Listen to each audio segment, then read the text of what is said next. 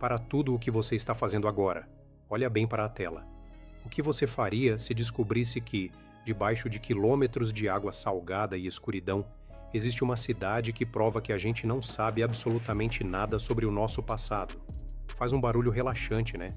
O som do mar, tibum, chuá. Mas e se eu te dissesse que esse som esconde o segredo mais perigoso e fascinante da humanidade?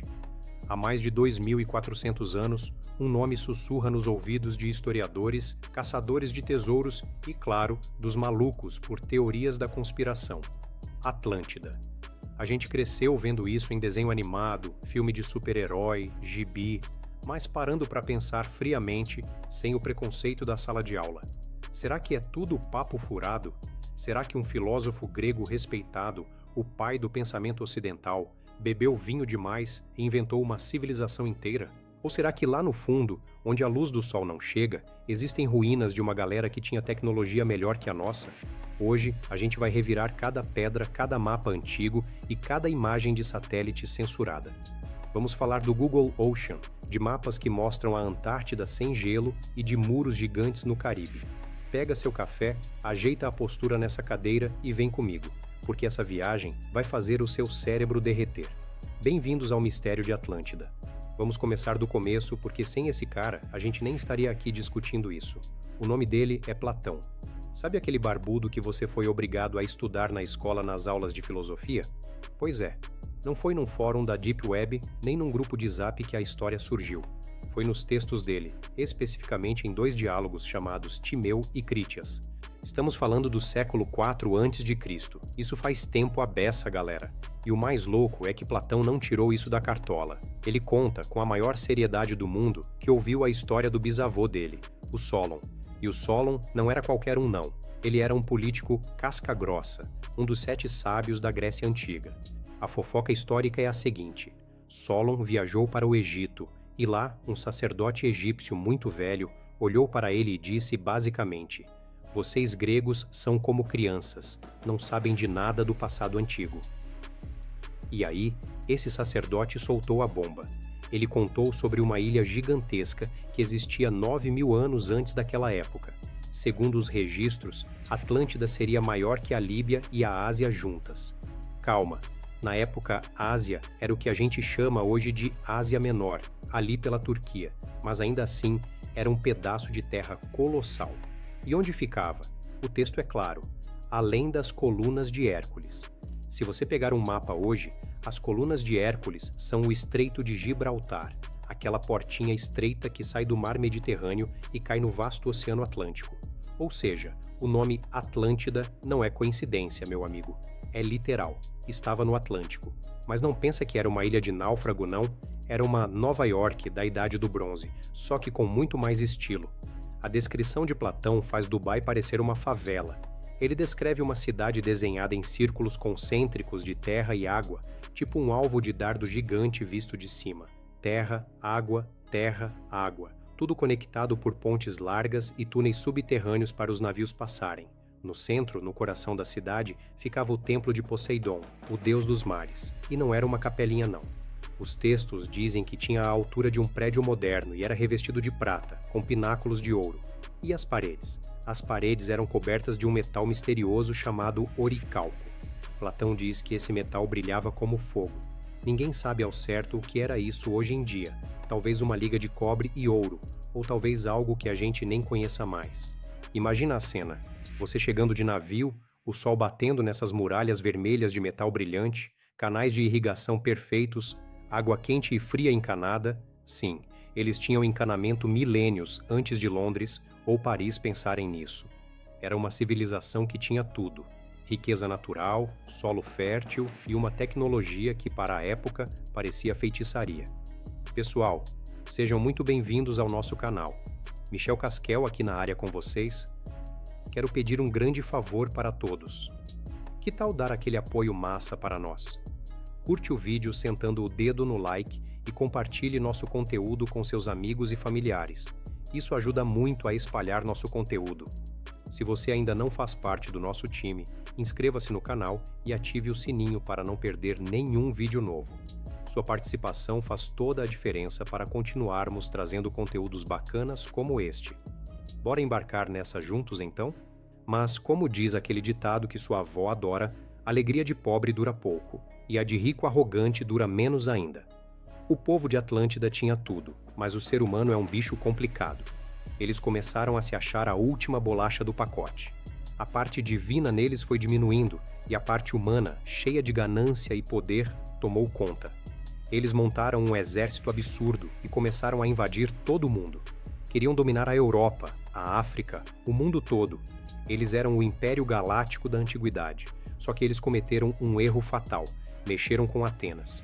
Na história contada por Platão, a Atenas primitiva, que também era muito diferente da Atenas clássica, bateu de frente. Foi Davi contra Golias, e surpreendentemente, Atenas conseguiu segurar a onda e libertar os povos escravizados. Mas a derrota militar foi o menor dos problemas dos atlantes. Quem ficou pistola com essa história toda foi o chefe do Olimpo, Zeus. Ele olhou lá de cima, viu aquela civilização incrível se corrompendo, cheia de ganância, e decidiu dar um reset. O mito diz que Zeus reuniu os deuses e decretou o fim. O que aconteceu depois é descrito como um pesadelo. Platão escreve que, em um único dia e noite de infortúnio, o mundo virou de cabeça para baixo. A terra tremeu com uma violência nunca vista. O céu desabou em tempestades e o mar. O mar se levantou como uma parede. Vrum! Imagina o som disso. Um cataclismo bizarro, uma combinação de terremoto e tsunami, varreu a ilha do mapa. A terra se abriu e engoliu a cidade dourada, o oricalco, os templos, as pessoas, tudo. A cidade afundou na lama e no esquecimento. Foi como se alguém tivesse puxado a descarga do Oceano Atlântico. E Platão termina dizendo que o local se tornou um banco de lama inavegável, impedindo a passagem dos navios. Agora, respira fundo. Vamos sair um pouco do mito e colocar os pés na ciência. Será que essa história é 100% invenção? Ou será que é a memória traumatizada da humanidade tentando explicar um desastre real? Muitos historiadores sérios olham para a civilização minoica e dizem: isso aqui tá muito suspeito. Os minoicos viviam na ilha de Creta e numa ilha vizinha chamada Thera, que hoje a gente conhece como Santorini, aquele lugar chique da Grécia com as casinhas brancas. Esses caras eram os donos do pedaço uns 1500 anos antes de Cristo. E as semelhanças são assustadoras. Eles tinham palácios gigantes, com sistemas de esgoto complexos, afrescos de touros, Poseidon era ligado aos touros, dominavam o comércio marítimo e eram super pacíficos e ricos. E o que aconteceu com eles? Bum! O vulcão da ilha de Thera explodiu. E não foi uma bombinha de festa junina não, pessoal. Foi uma das maiores erupções vulcânicas da história geológica da Terra. A ciência diz que foi 10 vezes mais forte que a do Krakatoa, aquela que ouviu-se o barulho do outro lado do mundo. A explosão foi tão violenta que o centro da ilha literalmente vaporizou e afundou no mar, criando a caldeira que existe hoje lá em Santorini. Isso gerou tsunamis gigantescos, ondas de 30 a 40 metros de altura que viajaram pelo mar e varreram a costa de Creta, destruindo a frota minoica e acabando com a civilização deles da noite para o dia. Parece familiar? Ilha rica, avançada, destruída por água e fogo em um dia e uma noite. Muita gente aposta as fichas que Platão pegou essa história real, que devia ser contada oralmente como um trauma histórico, deu uma gourmetizada, mudou o nome para Atlântida, jogou ela para o Atlântico para ficar mais misterioso e usou como lição de moral. Faz sentido, né? Mas e se não for só isso? E se os mapas antigos estiverem mostrando outra coisa? Aqui, a porca torce o rabo e o mistério fica denso, nível Arquivo X. Vamos avançar no tempo para 1929. Estamos em Istambul, na Turquia, revirando um palácio velho e encontramos um mapa enrolado, feito em pele de gazela. É o famoso Mapa de Piri Reis, datado de 1513. O almirante Piri Reis escreveu no mapa que ele usou cerca de 20 mapas-fontes mais antigos, alguns da época de Alexandre, o Grande, e outros capturados de navegadores portugueses. O mapa é lindo, mas quando você olha com atenção para a parte de baixo, sua espinha gela. O mapa mostra a costa da América do Sul com uma precisão absurda de longitude. algo que os europeus não conseguiam calcular direito naquela época. Mas o pior não é isso. O mapa mostra uma massa de terra conectada ao sul da América do Sul, a costa da Antártida. Ué, narrador, mas a Antártida tá lá. Qual o problema? O problema, meu caro Watson, é que a Antártida só foi descoberta oficialmente em 1820, 300 anos depois desse mapa ser feito. E tem mais. No mapa de Piri Reis, a costa da Antártida aparece sem gelo. Mostra rios, montanhas, ilhas, contornos de terra que hoje estão debaixo de 2 quilômetros de gelo sólido. A ciência confirmou, através de sondas sísmicas, que o relevo debaixo do gelo bate com o desenho do mapa. Como é que os caras sabiam disso em 1513? Ou melhor, como é que os mapas-fontes de milhares de anos atrás sabiam disso? A última vez que aquela costa da Antártida esteve sem gelo foi há pelo menos 6.000 anos, talvez muito mais. Isso gerou a teoria da Atlântida Glacial. E se a Atlântida não afundou, mas congelou? Existe uma teoria geológica meio controversa, chamada deslocamento da crosta terrestre. A ideia é que a casca da Terra pode ter escorregado sobre o núcleo no passado, empurrando um continente que era temperado e habitável direto para o Polo Sul. Se isso for verdade, as ruínas de Atlântida, os templos de ouro e oricalco podem estar lá agora, preservados no freezer do planeta, debaixo de toneladas de gelo, esperando alguém encontrar. Falando em procurar coisas que estão longe ou escondidas, a gente fica aqui imaginando como seria ser um explorador, né? Mas você não precisa ir para a Antártida para começar a observar o mundo com outros olhos. Se você curte natureza, astronomia, ou quer ficar de olho no horizonte procurando seus próprios mistérios, ter o equipamento certo muda tudo. Eu estava navegando na Amazon Brasil e vi uns binóculos profissionais de longo alcance e telescópios que são sensacionais. Imagina levar um desses para a praia ou para o campo.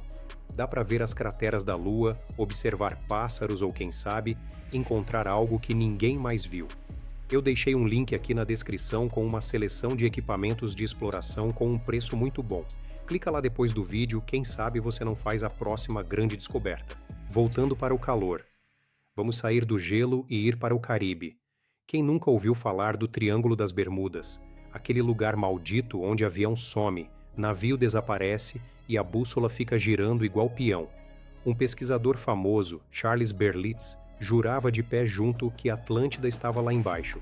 Segundo a teoria dele, as anomalias magnéticas da região seriam causadas pelos cristais de energia que os atlantes usavam. A teoria diz que eles tinham uma tecnologia baseada em cristais, quase uma ficção científica. E esses cristais, mesmo destruídos no fundo do mar, ainda estariam emitindo pulsos de energia que derrubam os aviões hoje. Loucura? Talvez. Mas o mais intrigante é que, em 1968, perto da ilha de Bimini, nas Bahamas, mergulhadores encontraram algo bizarro. São pedras gigantescas, blocos de calcário quadrados e retangulares, perfeitamente alinhados no fundo do mar. Eles formam uma linha reta que parece uma estrada ou o topo de uma muralha. Deram o nome de Estrada de Bimini. Os geólogos céticos dizem: isso é formação natural, a pedra quebra assim mesmo em ângulos retos. Mas a nossa intuição grita: a natureza não faz linha reta perfeita por centenas de metros, meu chapa. Se aquilo é uma estrada, levava para onde? Para a Cidade Dourada? E se for um muro, estava protegendo o quê? Até hoje, ninguém conseguiu provar definitivamente se é natural ou artificial, mas que parece obra humana, parece. Agora, segura essa, porque essa aqui aconteceu na nossa geração. A tecnologia moderna é uma faca de dois gumes. Ela ajuda a esclarecer, mas também cria novos mistérios. Em 2009, um engenheiro britânico estava lá, de bobeira, brincando no Google Ocean, que é a versão do Google Earth para o fundo do mar. Ele estava explorando a região perto das Ilhas Canárias, na costa da África, e de repente, o coração dele errou uma batida. Lá no fundo, numa área plana e abissal, havia um padrão geométrico perfeito. Eram linhas retas se cruzando, formando um retângulo gigantesco, cheio de quadras internas. Parecia a planta de uma metrópole moderna vista de cima, com avenidas e quarteirões. O tamanho, gigante, da área do país de Gales. A internet quebrou. Fóruns de conspiração, jornais sérios, todo mundo noticiou. Acharam, é Atlântida. Arqueólogos foram checar e, pasmem, as coordenadas batiam muito perto de onde Platão dizia que a ilha ficava. Parecia que o mistério de milênios tinha sido resolvido por um clique de mouse. Mas aí, o Google entrou na jogada e jogou um balde de água fria. Eles emitiram uma nota oficial dizendo que aquilo não era uma cidade. Segundo eles, aquelas linhas eram artefatos de dados, ou seja, o rastro dos sonares dos navios que mapearam a região. As linhas seriam só o desenho do barco indo e voltando, fazendo o escaneamento. Muita gente aceitou a explicação, mas a galera da conspiração não engoliu. Por que as linhas se cruzavam tão perfeitamente? Por que só ali? E o mais suspeito de tudo, numa atualização do Google Earth em 2012, essas linhas foram apagadas. Simplesmente sumiram. O fundo do mar ficou liso de novo naquela região. Eles corrigiram um erro de software ou apagaram as provas. Por que esconder uma descoberta tão importante? Será que encontraram algo lá embaixo que não podiam mostrar? Riquezas, tecnologia? Ou algo que mudaria a história da religião e da humanidade? Fica aí a pulga atrás da orelha. E para fechar o ciclo das evidências, temos que falar das pirâmides. Quando os europeus chegaram na América e deram de cara com as construções dos maias, astecas e incas, a cabeça deles explodiu. Como é que povos que estavam isolados do resto do mundo construíram pirâmides tão parecidas com as do Egito? Como eles tinham lendas de um dilúvio universal? Como eles tinham conhecimentos astronômicos tão avançados? Para muita gente, a resposta é uma só: Atlântida. A teoria do difusionismo diz que Atlântida era a civilização mãe. Ela ficava no meio do Atlântico. Quando a ilha afundou, os sobreviventes fugiram em barcos para os dois lados. Uns foram para o leste e chegaram no Egito, ensinando a construir pirâmides lá. Outros foram para o oeste e chegaram no México e Peru, ensinando a construir pirâmides cá. Isso explicaria por que culturas que nunca se viram têm tantas semelhanças.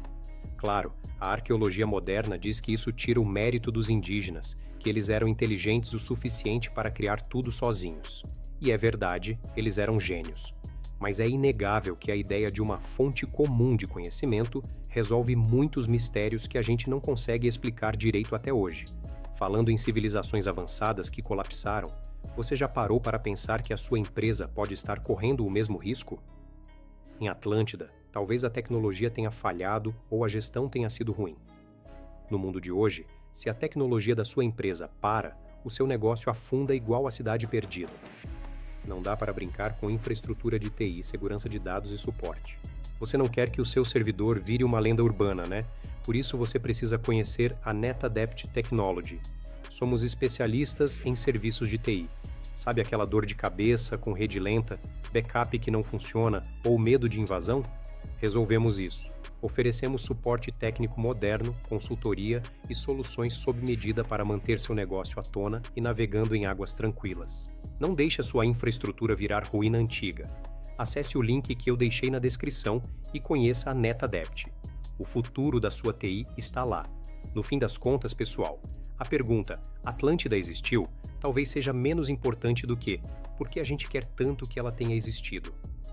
A lenda de Atlântida é como um espelho. Ela reflete nosso medo de que a nossa própria civilização, com todos os nossos iPhones, foguetes e arranha-céus, possa desaparecer num piscar de olhos. É um aviso. Olha lá, eles eram poderosos, ricos e arrogantes e viraram pó e lama. Mas também é uma esperança. A esperança de que a história humana não é essa linha reta e chata que a gente aprende na escola. A esperança de que houve um tempo dourado, de que a magia já foi real, de que existem tesouros esperando por nós no fundo do mar.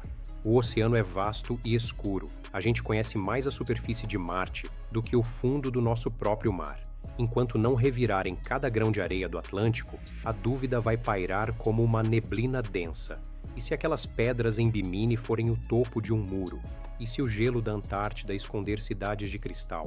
E se Platão não fosse um contador de histórias, mas um jornalista relatando a maior tragédia de todos os tempos? Eu quero saber a sua opinião. Coloca aqui nos comentários. Atlântida é mito? É a ilha de Santorini? ou está escondida na Antártida? Se você gostou desse mergulho no mistério, esmaga o botão de like, se inscreve no canal para não perder a próxima investigação e compartilha esse vídeo com aquele amigo que adora uma conspiração. Eu vou ficando por aqui, de olho no horizonte e no sonar. Até a próxima, pessoal. Fui!